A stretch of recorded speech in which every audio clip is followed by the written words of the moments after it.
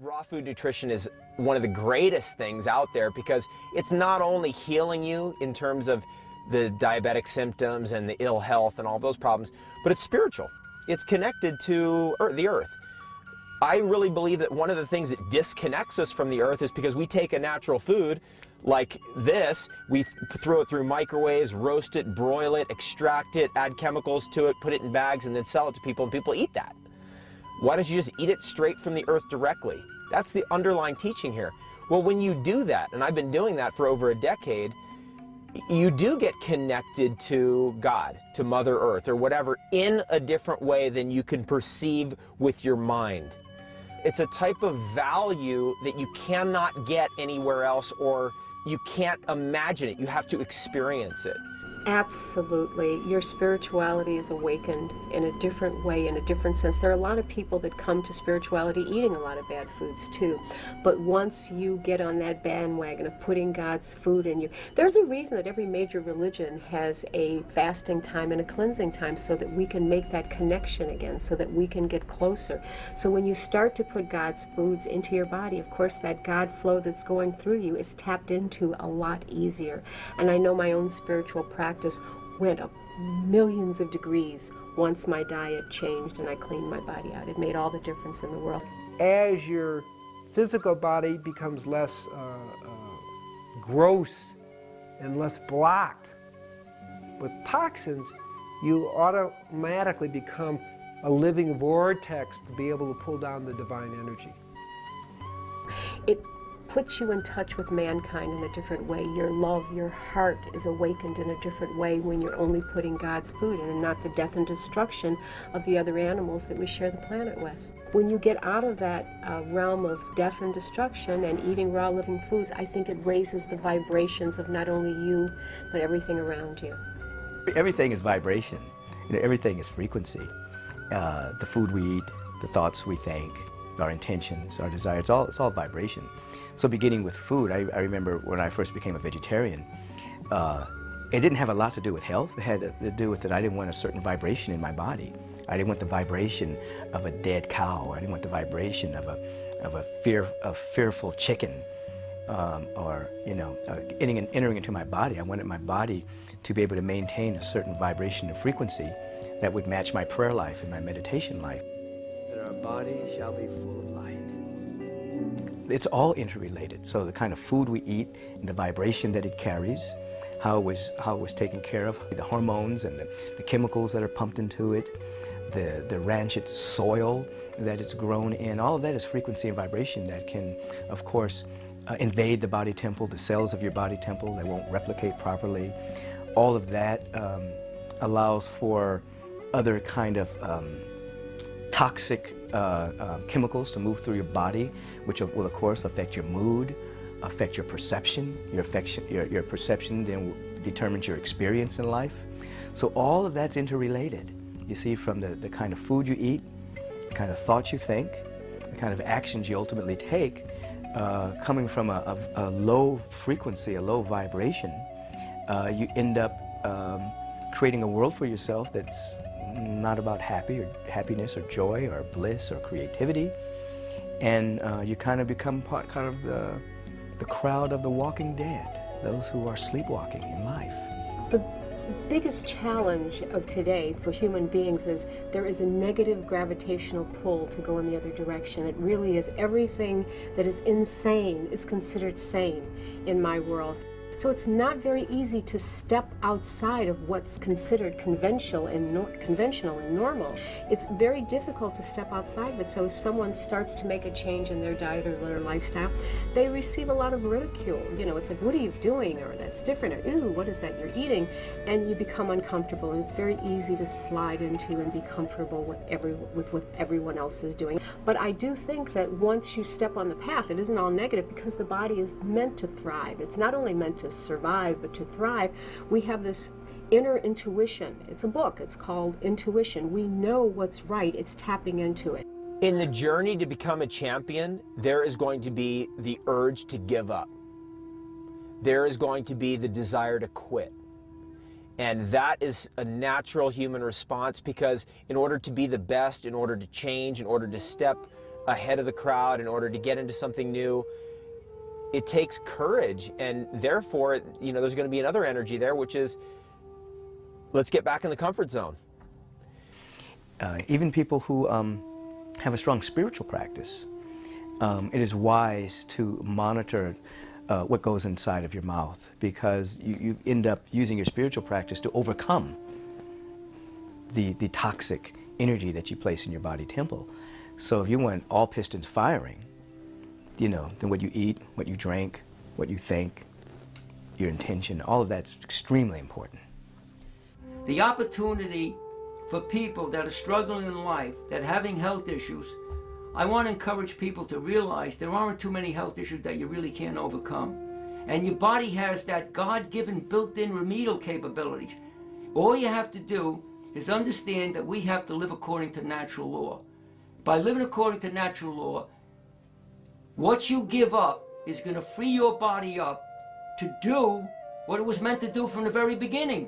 So when I learned from the Stanley, the fruitarian way of life, and also exercises, you know, and mental work and spiritual work on a daily basis, basically start when you get up in the morning first. You've got to be like your own kind of policeman with your own thought process, because, you know, we're bombarded with negativity and anxiety problems. People are dying, and there's accidents, and there's wars, and there's rapes, and there's horrible things going on all the time. So you always have to make sure, as much as you can, to stay in a positive frame of mind. You know, the glass is always half full, no matter what happens. And you have to pray, and you have to have faith in God and faith in yourself, and you know, find your purpose in life. It happened for me when I turned 50. I just knew I was going to be a public speaker. And it's just interesting when you know, when you make a decision and you make a commitment, how things flow into your life. Something inside has to light up, some level of inspiration, in order to keep people going. And I believe that that inspiration is knowing that what awaits on the other side is something better than they could have ever even known. It's a long, difficult road, but I do think that we are making inroads into it. There is an awareness. There are people waking up. It's about waking up. People are walking around asleep on our planet. They're not paying attention. You know, you hear little buzzwords of what's going on with the environment, but what are we doing in our lives specifically to make those changes?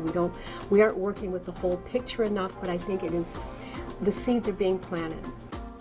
So mainstream people really need to get with this, because many of them are like sheep walking to slaughter. You know, they're just in a haze. They think they've arrived on the planet to be consumers. They're addicted to the next mall, the next fast food restaurant, the next bigger and brighter hamburger or something. And they're killing themselves and setting themselves up to be leached on by the pharmaceutical companies till they die. And that's not why we're here. We're here to be creative expressions of the infinite. We are the stars looking back at themselves, with all of the power that's within us being used to conform to a sick society. And now we need to set ourselves free to heal, to allow the power to express, so that we can not only be the creative individuals that we're called to be, but to then build a world in which every boy and girl, man and woman has their basic needs met, so we can harvest everyone's gifts and talents and absolutely build heaven on earth.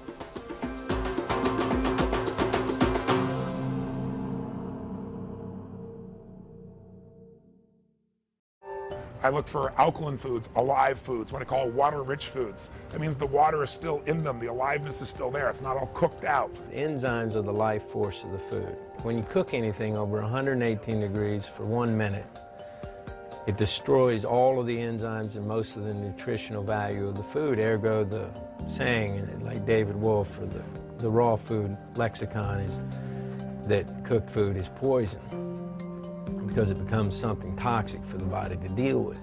Microwave oven food is the worst. I mean, it is by far, our bodies do not recognize the structure of the proteins that the food is changed to. There's no digestive enzymes produced because you don't smell the food, you don't see the food. So cooked foods really take on a very destructive But they're also extremely acidic and extremely addictive. So once you start eating cooked foods, you want more and more and more.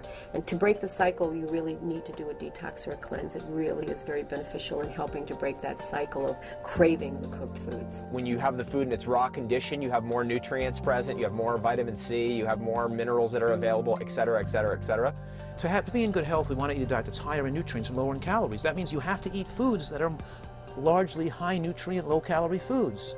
Well, the foods that are highest in nutrients are green vegetables, tomatoes, berries, oranges, carrots, and you're going to get a diet higher in fiber, higher in high nutrients, higher in phytochemicals, right? It's automatically not going to be acid forming. It's going to take all those features that each fad diet looks at are all put together when you eat a diet that's very nutrient dense.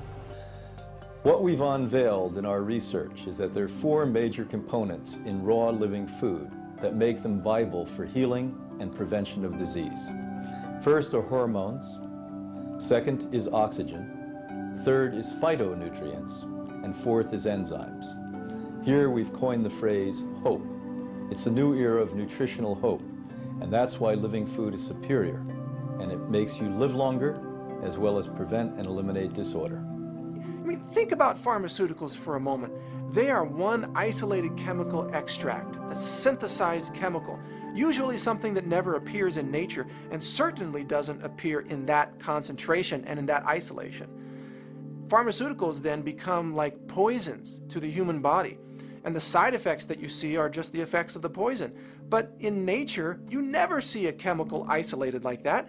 In a plant, you might have hundreds of different phytochemicals. I mean, consider the natural medicines that are really in raw foods. These are the medicines synthesized by nature. They're like little plant-based pharmaceuticals, but they're built by Mother Nature, not by some pharmaceutical laboratory. Well, these are naturally biocompatible with the human body. So when you take those in, you get healthy because the plant actually built those medicines to keep itself healthy. And they all work in concert. There's a synergistic healing effect of those nutrients. You don't get that from a drug, but you do get that when you eat raw foods or you drink a raw food smoothie. You get those hundreds of different nutrients working in concert to heal your body and to essentially activate that healing potential that's built into your body.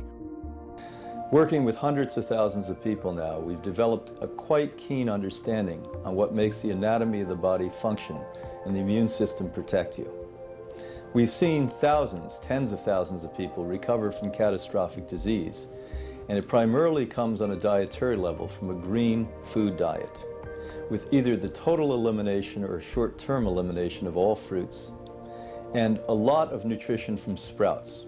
Sprouts are 10 to 30 times more nutritious than the best organic vegetable that you pick, wash, and eat. An average sprout like clover is 10 times more nutritious. Something like wheatgrass or sunflower greens, 30 times more nutritious.